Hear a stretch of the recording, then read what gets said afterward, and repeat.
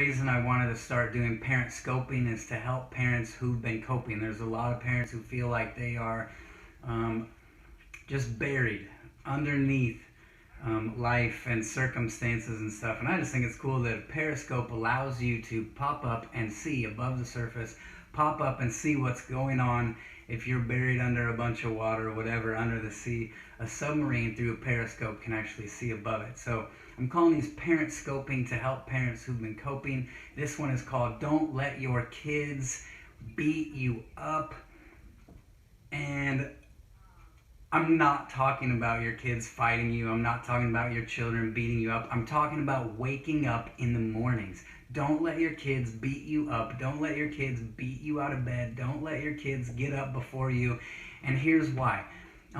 About a year ago or so, I realized, well, my wife helped me realize that I was sleeping in to the very last minute. I was sleeping in as long as I possibly could, which usually meant I was in bed until my children were standing right there pulling on the blanket saying, "Daddy, we're hungry." And over time, over a while of doing this, just staying in bed as long as I possibly could, I was getting to this place where I wasn't doing too well. And I realized it's because I began every single day of my life in reaction to other people's needs. Other people needed me, other people wanted me, other people were depending on me, and I'm waking up, beginning my day with that as my reality. And over time, it just began to wear on me. So I started, yeah, you want a link to the bunny clock? I'll tell you about that in a minute. But I went away for a few days at my wife's counsel and just really sort of came up with a plan for myself. But the plan was to wake up early and do some things for me. Like, one of the things I really need is intimate connection with God. I found myself, when I was waking up with just for my kids waking me up, I found myself really like going throughout my whole day trying to find time to spend with God, trying to find time to pray, trying to find time just to rest in His presence and soak, trying to find times to be in the Bible. And it was hard. It's hard to find time if you don't make it. And I was spending a lot of time just, oftentimes it was as I was falling asleep, I'm reading a few verses in the Bible, trying to pray about my day and falling asleep, and it wasn't working. So I came up with this plan to wake up early. I did some research, learning about habits, learning about waking up early, learning about the morning, just learning things on my little 3 days away. And came back, and a year ago I began to implement these things that I call Don't Let Your Kids Beat You Up. And since that time, I have not let my kids beat me up. Right now I'm currently waking up at 4:45 a.m. every single day except today because I got a haircut late last night. So I woke up at 6 today, but I still beat them up because they don't get up till 7 a.m., which I'm going to tell you about the bunny clock in a minute. Actually, I'll tell you now. We bought this bunny clock that has, it splits down the middle, and the top is a bunny that's awake, has a little backpack on, and the bottom is a bunny that's asleep. And as long as the bunny's asleep, our kids can't get out of bed. And when the bunny wakes up, it has a little light. So it lights up on the bottom and the bunny's asleep, and then it switches, and at 7 a.m. it lights up and the bunny's awake, and then they can get up. So it's like, if they come out of bed early, we just say, "Hey, is the bunny awake?" "No, bunny's asleep." "All right, then you go back to bed. You can be awake, but you gotta stay in bed until the bunny wakes up." But anyway, back to the plan. So I came up with this plan to just beat my kids up every single day. And I've been doing it for over a year, and it's changing my life. It's transformed my life. It's helped me be the person I always wished I could be. I always wanted to be. Now I'm beginning my day with God. I'm beginning my day in the Bible. I'm beginning my day in prayer. I'm beginning my day in exercise. I'm beginning my day getting myself connected to God, becoming aware of my connection with God, filling that need in myself, and then I have plenty to give out to my children when they do wake up, and I'm not living in reaction to other people's needs. And so I want to just give you a few tips today about that, because now it's so normal for me, I can't stop it. I wake up every day and I just can't stop it. I can't wait to wake up. I can't wait to get going. I just can't stop. So here's what I do.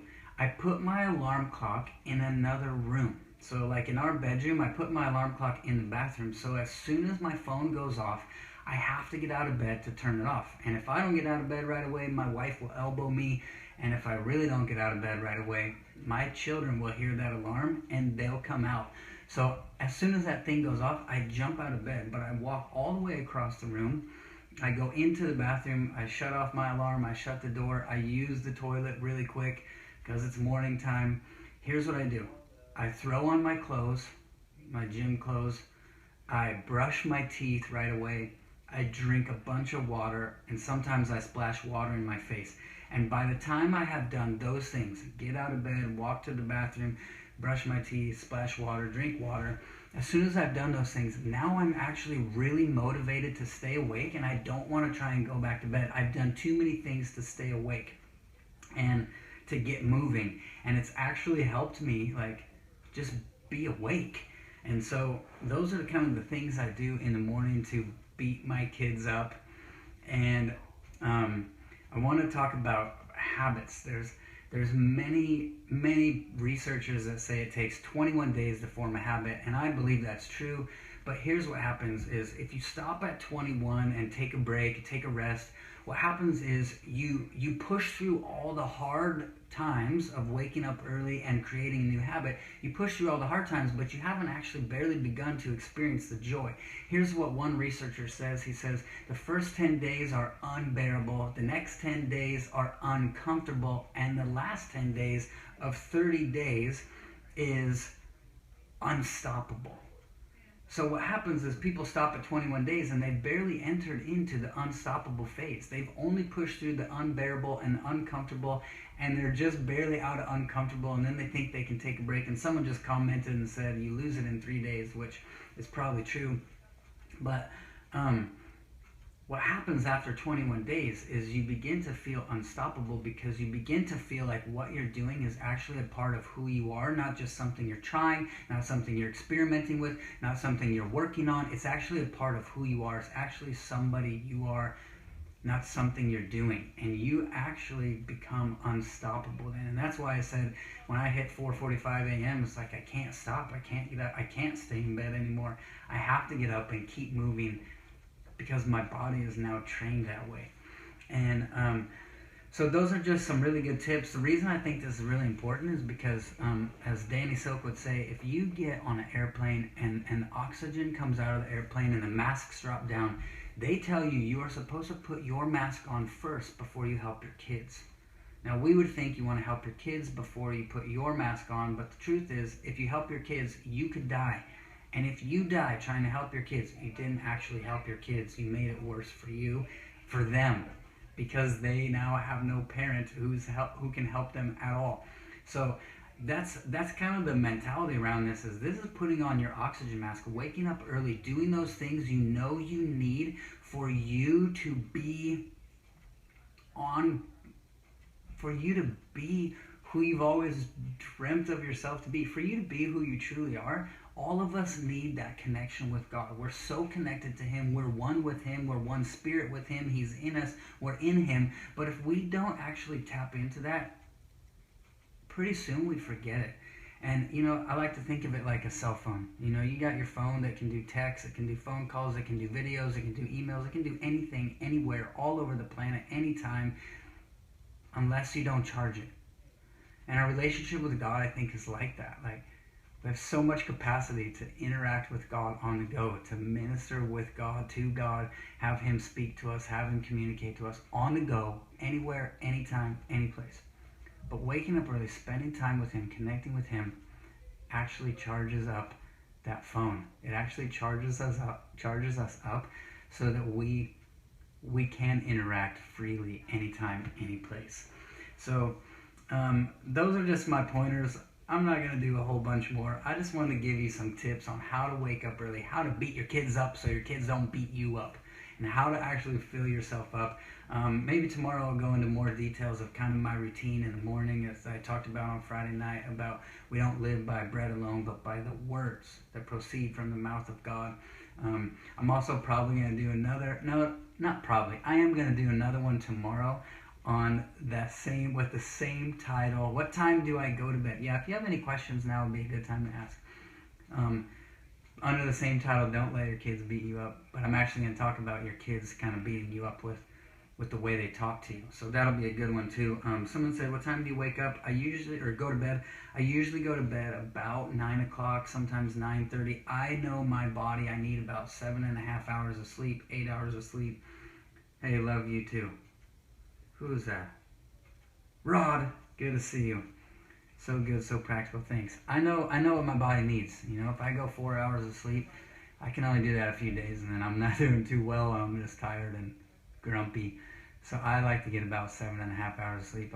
We put the kids down about 7:30, and then I go to bed 8:30, 9:30. Read a book for a while and fall asleep. Fall asleep with the Lord, and then wake up with the Lord. It's beautiful. You know, I think it's cool. You know, David said, "Be still and know that I am God." And there's another verse, I don't remember where it's at right now, but it says, "When I awake, I am still with you." And I don't think that means when I awake, you're still here. Of course he's still here. I think it means when I awake, I am still, internally, inside. And when we are still, we know that he is God. And I think it's just so powerful that right when we wake up, I feel is a key time, a key moment where it's like, yeah, Psalm 139, that's where it's at. When I awake, I am still with you. My insides are still. And I can tap in. I feel like we can tap into relationship with God in the morning super early, right when we wake up.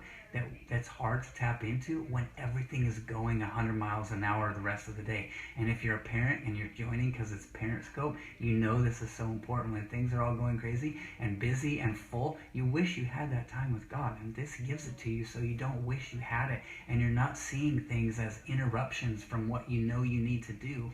Especially your kids. We never want to see our kids as interrupting us from what we really want to do. We want to just do what we really want to do, like spend time with God. So that way our kids aren't interrupting, our job's not interrupting, nothing is interrupting anything we're doing or what we really want to do. So anyway, that's enough for today. It's 3:30. What have been some personal benefits for you that you've seen from this lifestyle? Good question. Here, I'll answer that one quick. I didn't realize how much I was rushing around, how much I felt hurried, how much I felt stressed until I stopped feeling it. You know, most people don't actually realize how unhealthy they are until they're healthy. And they don't realize how bad they feel until they feel good. And I didn't realize how stressed and rushed I was until I wasn't anymore. And what I noticed was driving my daughter to school, I realized the mountains that I was driving by, the sunrises coming up, I realized the beauty around me again, and I realized that I wasn't realizing it before. I was so rushed and stressed that I couldn't even notice the beauty around me until I wasn't rushed and stressed anymore. So that's one of the benefits. I've also lost a bunch of weight. I feel better. I feel great. I get good sleep and I wake up early and I do what I need to do for me. And then I'm full to give to my children. It's a beautiful thing. So if there's no more questions, I'll see you tomorrow. Watch for it on Periscope, Parentscope. I'm going to talk again about don't let your kids beat you up, but I'm actually going to talk about the way they talk and how to help them talk in a way that doesn't beat them up, each other up, or you up. What type of exercise? I'll tell you that on another day. Tweet me and ask me, or ask me on Facebook, or ask me somewhere else. I'll tell you about exercise later. All right? Bless you guys. Thanks for watching. See you again soon. Bye.